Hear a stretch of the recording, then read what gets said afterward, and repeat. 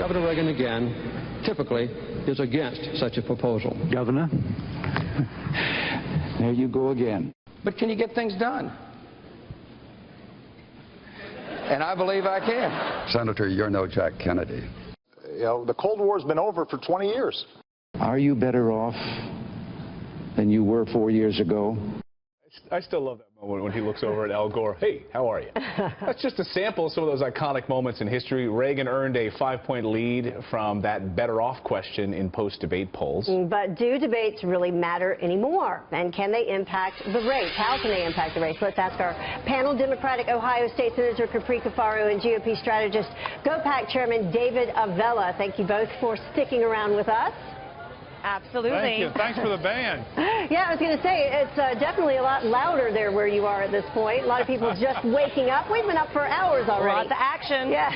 So, David, I'll start with you this time around. I mean, it's been a long road to get here, but this is the first time that both of these candidates will face off one-on-one. How significant is it? It's a big night tonight. Voters tonight will get to, for many of them, get to see insights into both candidates, who they're really like, can they relate to these people, do they talk about issues in a way that they can relate to. That's why it's a big night for both candidates. Oh, let's just pause for the music here. Sweet Caroline, you know I like that song. A little Neil Diamond to brighten your morning. We love the Sweet Caroline. I have to ask you, what does it mean when we say this person won a debate? This person was the winner. What does that even mean? What should we be, because, you know, the media likes to almost immediately come out and say this person won. What does that mean? Absolutely. And there's been some really good discussion around this of who is going to decide who wins the debate and who shapes that narrative. And in the era of Twitter and, you know, real-time sort of commentary, you know, people may get their opinions formed by external voices, if you will.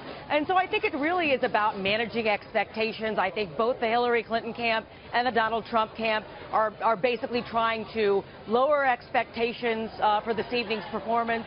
But I think, you know, for Donald Trump, winning means making sure that he doesn't take the bait from Hillary Clinton, making sure that he presents the fact that he has the temperament as well as the policy acumen to be president of the United States. Hillary Clinton needs to address her veracity issues, and she needs to be likable, and that's how she wins. So I think it really, what winning is going to be different for each one of these candidates. And that's a good point, Capri. So let's take a listen, take it back in case you've forgotten, because there's two sides to each candidate. Which one will we get? Take a listen.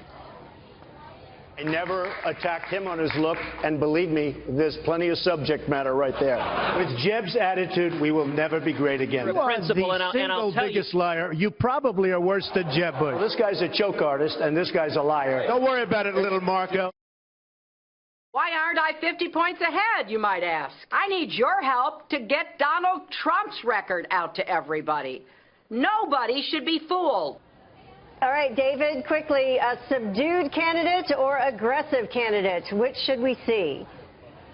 You can go to Vegas and bet every dollar in your wallet that they are going to attack one another. And in the primaries, we saw that Donald Trump is more of a counterpuncher than a puncher. So also bet on Hillary Clinton throwing the first punch. And Capri, you know, President Obama was like asleep during his first debate against Mitt Romney a few years ago. Will we see a feisty Hillary Clinton or more of the post-pneumonia Hillary Clinton? Well, I think that she's going to do her best to be as feisty as she can be, but again, she's got to try to have that temperament balance, trying to be likable. It's very difficult for women to strike that balance, and I can say this as an elected official. You know, it's tough to be both, you know, commander-in-chief as well as, you know, grandma-in-chief. And so, you know, she's got to find that sweet spot. And Trump, again, we got to remember Hillary Clinton is a woman, and he has to take some lessons from Rick Lazio in 2000, making sure that he doesn't go too on the attack and make her the victim. Walk over to her podium with something to sign.